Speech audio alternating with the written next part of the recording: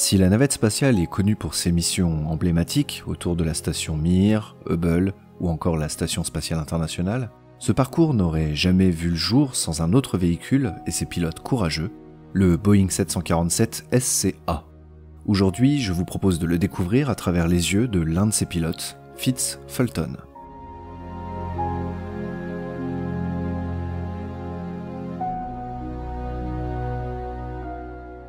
Nous sommes dans les années 30, dans l'État de Géorgie. Dans ces temps d'entre-deux-guerres, l'aviation est marquée par les exploits de pionniers comme Charles Lindbergh ou Amelia Earhart. Dans la petite ville de Blakely, le jeune Fitz Fulton est déjà fasciné par ces engins volants et rêve de goûter aux joies du vol. À peine âgé de 6 ans, il pose alors devant un biplan, semblant s'y accrocher comme s'il voulait le garder. Sa mère immortalise ce moment et note en bas de la photo son premier amour. Fitz, de son prénom complet Fitzhugh, va alors garder ce rêve de voler et se donner les moyens de le réaliser. Quand il déménage avec sa mère dans la grande ville de Columbus, qui tient son nom de l'explorateur Christophe Colomb, Fitz va se rendre sur le grand aérodrome de la ville et va enchaîner les petits boulots au sol pour assister les aviateurs. Il nettoie les hangars, il sort les avions le matin, il les rentre le soir et se nourrit de cette ambiance mêlée de kérosène et de cambouis. En 1942, à 17 ans, alors qu'il sort à peine du lycée et n'a même pas le permis de conduire, il réalise son tout premier vol solo à bord d'un J-3 Cub. Ça y est, l'aviation coule désormais dans ses veines. Et ça tombe bien, parce que les États-Unis viennent d'entrer en guerre et l'armée a besoin de pilotes. Il intègre les cadets de l'air de l'US Army dans l'espoir de devenir un pilote d'avion rapide comme le flamboyant Lockheed P-38. Finalement, il sera affecté aux avions de transport et aux bombardiers. Il doit se présenter pour sa première affectation à la base de Tucson, en Arizona, le 14 août 1945, mais ne passera pas un seul jour au combat lors de la Seconde Guerre mondiale. En effet, le jour où il se présente à la base, les militaires font la fête. Le Japon vient de capituler ce même jour, et la Seconde Guerre mondiale est terminée.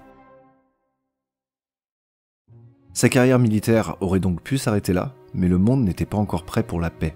Les tensions entre les États-Unis et l'Union soviétique augmentent et cette menace potentielle de nouvelles guerres mêlées aux nouveaux armements développés et en cours de développement vont faire que la carrière de Fitz démarre réellement ici.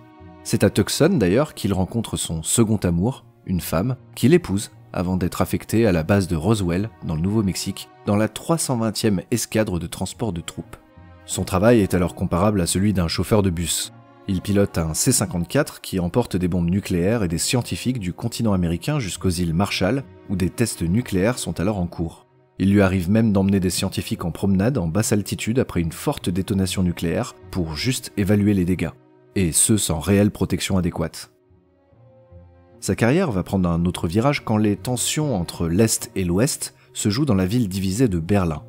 En juin 1948, le blocus de Berlin-Ouest, sous le contrôle occidental, requiert d'établir un pont aérien pour ravitailler les populations et les militaires en vivres. Il est alors envoyé en Allemagne et réalise 225 vols de ravitaillement de Berlin-Ouest à bord de son C-54. Les conditions sur place sont incroyablement dangereuses, ponctuées de givrage, de faible visibilité et de météo capricieuse. À la fin du blocus de Berlin-Ouest, on transfère Fulton en Floride, mais l'humidité de l'air pose des problèmes à sa fille Ginger, qui est asthmatique. Il demande à être muté en Californie et se retrouve donc dans ce qui prendra le nom plus tard de la base d'Edwards, dans le vaste désert de Mojave. Sur cette base se déroule depuis des années ce dont tous les aviateurs rêvent. C'est là que sont développés et testés les prototypes high-tech de l'aérospatiale.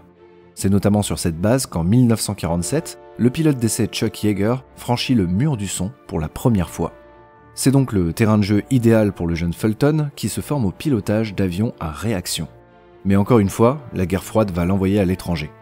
La guerre de Corée éclate et Fulton est envoyé là-bas en tant que pilote de B-26 Invader, où il participe pour la première fois au combat dans cet avion spécialisé dans l'attaque au sol. De septembre 51 à mai 52, il réalise 55 missions au-dessus de la Corée et revient à la base d'Edwards bardé de médailles, dont sa première Distinguished Flying Cross. Désormais, le reste de sa carrière sera pacifique. Quand il revient à Edwards, l'aviation a fait de nouveaux bonds en avant. Durant le service de Fulton en Corée, Chuck Yeager a battu son propre record en dépassant Mach 2, et quelques mois plus tard, les pilotes repoussent également les records d'altitude. Fulton, lui, termine sa formation de pilote d'essai qu'il avait démarré avant la guerre. En 1952, il démarre ses premiers essais à bord d'un B-36, un bombardier gigantesque mais surtout très exigeant à la fois sur le pilotage et la maintenance. D'abord à l'essai du pilotage, il teste ensuite les capacités de bombardement de l'avion avant qu'on colle sous le B-36 un avion à réaction, le RF-84F Thunderflash, à moitié intégré au ventre du gigantesque bombardier. Fulton commence alors un style de vol très particulier qui va continuer de l'accompagner jusqu'à la fin de sa carrière. Le largage d'avions. B-29, B-57, X et YB-52, F-86A, il va tous les piloter. Il lui arrive souvent de larguer les avions expérimentaux, les X-Plane, depuis son bombardier, avant de voir ses collègues pilotes mettre à feu leurs moteurs fusées et battre des records, ou perdre la vie. Il est également envoyé au Royaume-Uni sur l'équivalent britannique de la base d'Edwards. Sur place, il va tester les aéronefs anglais, dont les plus emblématiques comme le Vulcan et plus tard le Concorde. Autant dire que l'expérience acquise jusque-là par Fulton ne peut que l'amener vers de nouvelles aventures. Et s'il y a un bombardier à réaction que tout le monde veut tester aux États-Unis, c'est bien le B-58 Hustler.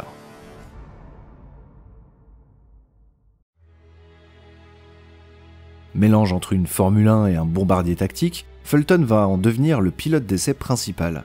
En 1962, il va même battre plusieurs records de ratio poids-altitude, ce qui lui vaudra de remporter un Harmon Trophy, une distinction internationale remise par le président des États-Unis en personne.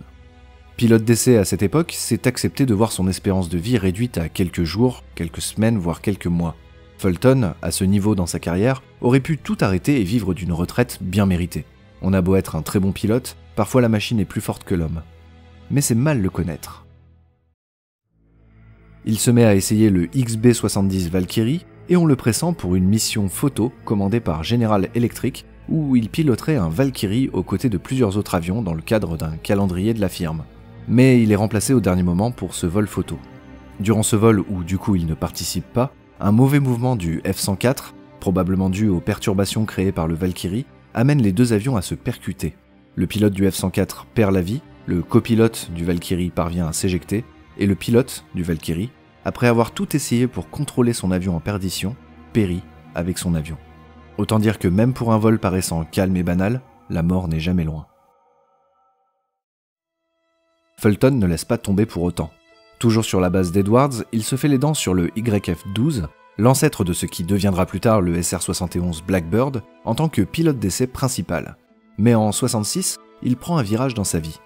Il prend sa retraite de l'US Air Force et intègre le centre d'essai de Dryden, devenant un employé de la NASA.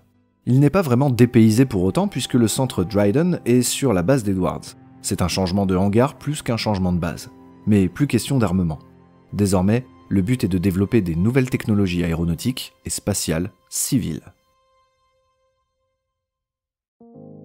Durant son affectation à la NASA, pendant la période Apollo, on prépare déjà le futur de l'agence spatiale. Le programme principal, c'est un nouveau véhicule à la frontière entre un avion et une capsule, la navette spatiale. Fulton n'est pas un astronaute, mais sa mission va néanmoins être déterminante. Il faut trouver un moyen de faire des vols planés de navettes dans l'atmosphère pour s'entraîner à atterrir comme lors des futures vraies missions. On pense d'abord à utiliser 2 fuselages de B-52 avec la navette au centre, ce qui donnera le Conroy Virtus. Même si concevoir un si gros porteur est un vrai défi technique, il permettrait de larguer la navette facilement pendant les essais en vol, mais aussi pour les transports prévus de la navette entre les différents centres de la NASA, puisque fixer la navette sous l'avion est bien plus facile qu'au-dessus. Lockheed fait une contre-proposition, remplaçant les B-52 par des C-5 Galaxy qui ont fait leurs preuves dans le transport lourd, notamment au Vietnam. Dans l'idée, il pourrait être possible de doubler le fuselage et caler la navette entre 2 fuselages de C-5.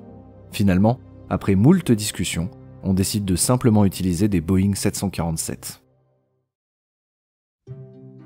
La NASA possédait déjà le 747 numéro N905NA, que vous pouvez aussi appeler le 905, depuis 1974. Acheté à American Airlines et portant encore leur couleur pendant quelques années, il était utilisé pour la recherche aéronautique, notamment pour étudier ce qu'on appelle les turbulences de sillage. Pour qu'il devienne un transporteur de navettes, on renforce le fuselage, on retire les sièges, on ajoute 2 stabilisateurs verticaux à l'arrière pour améliorer le lacet, et bien sûr, on installe de grosses structures sur 3 points du fuselage qui vont servir à relier physiquement et électriquement la navette au gros porteur. Enfin, pour éviter trop de perturbations aérodynamiques à cause de la zone des moteurs de la navette, On lui ajoute une sorte de capot qui permet de bien mieux rediriger les flux d'air.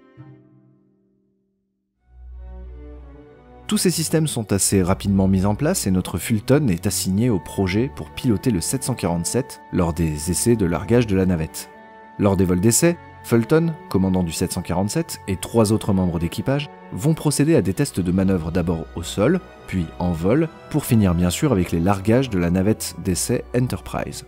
De février à octobre 77, Fulton, son équipage, mais aussi les 2 équipages d'astronautes réaliseront les tests du 747 et de cette vraie fausse navette. Même s'il y avait 2 équipages pour la navette qui alternaient, il n'y en avait qu'un pour le 747. Toutes les images de ces tests montrent donc Fulton aux commandes du gros porteur. Fulton va rester le pilote du 747 SCA même après les tests, puisque l'avion sert également à ramener la navette en Floride quand elle se pose ailleurs. Ce sont en quelque sorte des vols de convoyage. Même si le 747 n'a pas besoin de plus de modifications de moteur pour porter l'immense navette, avoir une telle masse sur le dos réduit considérablement le rayon d'action de l'avion. Déjà, une fois la navette sur son dos, l'avion passe d'une vitesse maximale de 400 nœuds à une vitesse de 250 nœuds. Ensuite, l'altitude maximale de 26 000 pieds est réduite de moitié. Enfin, son rayon d'action à vide de près de 10 000 km s'effondre à moins de 2000 km quand on rajoute une navette. Autant dire que ce n'est pas assez pour relier la base d'Edwards au Kennedy Space Center, et cela oblige, à chaque fois que ce trajet sera à faire, de faire des escales pour refaire le plein. Et puis, bien sûr, poser une navette de 70 tonnes sur un 747, ça requiert un équipement spécial de levage. C'est là qu'entre en jeu le MDD, le Mate-Demate Device, dont la seule utilité est de placer la navette sur le 747.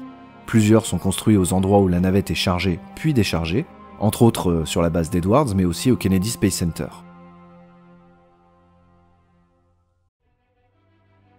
En 1983, 2 ans après le premier vol de la navette spatiale Columbia, c'est l'année du Salon du Bourget.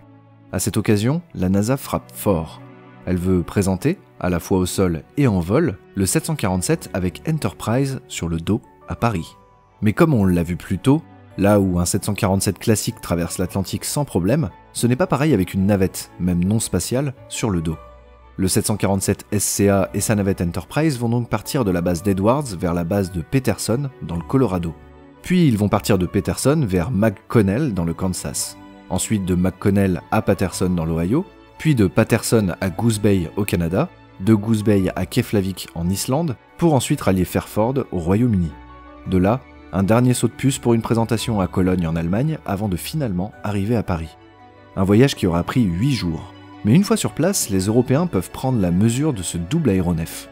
Chaque jour, l'équipage va le piloter dans le ciel de Paris, interrompant même le tournoi de Roland-Garros pour le plus grand plaisir de l'Américain John McEnroe. Problème parmi les spectateurs, applaudissements dans les tribunes.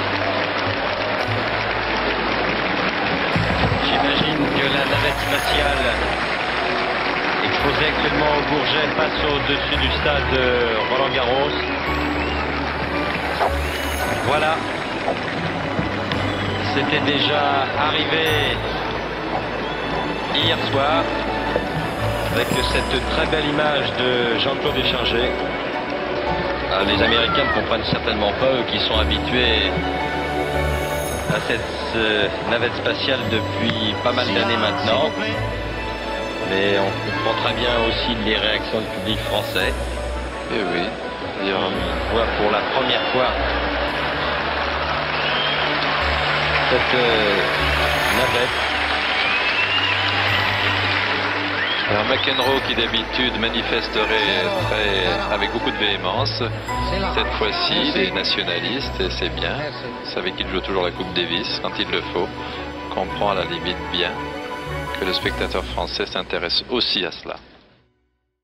Fulton, lui, ne participe pas à cette aventure car il est occupé à un projet qui va lui aussi entrer dans l'histoire. La démonstration à impact contrôlé. Pas question de navette, mais de pilotage pur. Cette fois, on demande à Fulton de se cracher dans le désert à bord d'un avion de ligne Boeing 720. Bien sûr, le pilote n'est pas à bord. Il contrôle l'avion à distance depuis le sol. Le but, étudier la flammabilité d'un crash pour améliorer la sécurité aérienne. Car n'oubliez pas que le premier A de NASA, c'est pour aéronautique. Après 4 ans de préparation, le vol puis le crash ont lieu le 1er décembre 1984 dans le désert de Mojave. Fulton a déjà réalisé 69 approches télécommandées où, au dernier moment, il redressait et évitait le crash. La 70e, ce 1er décembre donc, voit l'avion descendre, puis impacter le sol. Malheureusement, l'impact ne se fait pas à plat comme prévu.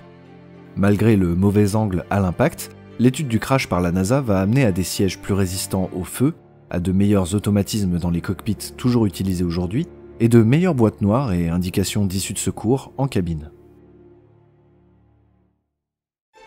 Finalement, c'est en 1986 que Fulton prend sa retraite de la NASA et se prépare à sa 3e et dernière carrière, Scaled Composites. Cette société qui conçoit des avions plus ou moins spéciaux l'engage comme pilote d'essai et chef d'essai en vol. Au même moment à la NASA, on pense acquérir un second 747 pour transporter les autres navettes spatiales de la flotte. C'est ainsi qu'en 88, ils achètent le 747 N911NA, que vous pouvez appeler le 911, qui appartenait auparavant à Japan Airlines. Les deux 747 vont alors continuer et terminer leur carrière avec les navettes spatiales, puisque c'est sur leur dos qu'à la fin des programmes des navettes, Discovery et Endeavour, les deux dernières navettes spatiales survivantes, seront transportées dans leurs musées respectifs à Washington et Los Angeles, où elles reposent encore aujourd'hui. Quelques années auparavant, en 2010, le 905 avait même eu le privilège de transporter pour la première et seule fois autre chose qu'une navette sur son dos, le petit drone expérimental Phantom Ray. Le 747-905, qui fut le premier 747 SCA et piloté dans les premières années par Fulton, a été découpé en plusieurs morceaux, expédié à Houston et réassemblé au Johnson Space Center. Il peut être visité aujourd'hui et porte sur son dos la navette Indépendance, une maquette. Le 747-911, qui a eu une carrière plus courte que le 905, a été en partie cannibalisé pour obtenir des pièces de rechange. En effet, la NASA utilise aujourd'hui un télescope monté sur un 747 qui s'appelle SOFIA. Certaines des pièces du 911 permettent encore aujourd'hui de faire de la science.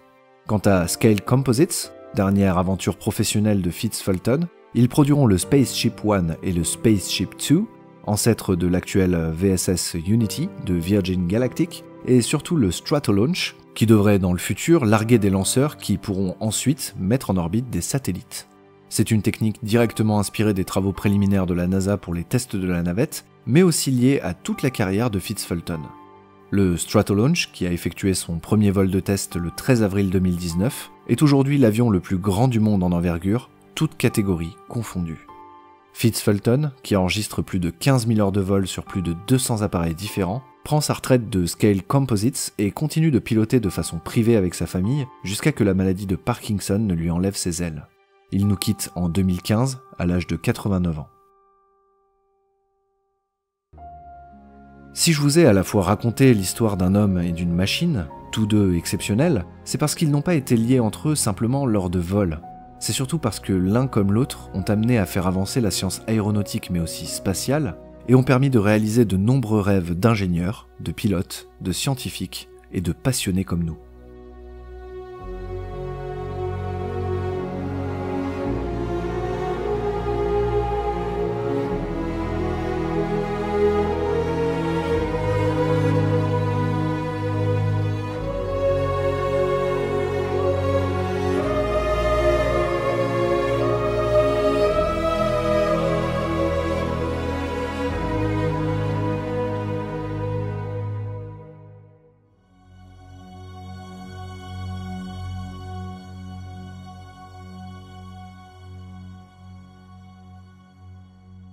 J'espère que cet épisode vous aura plu, si c'est le cas, merci à ceux qui laisseront un pouce en l'air. Si vous voulez me soutenir, vous pouvez me faire un tip sur Utip, c'est en description, ou vous pouvez vous rendre sur ma boutique pour vous procurer de jolis t-shirts.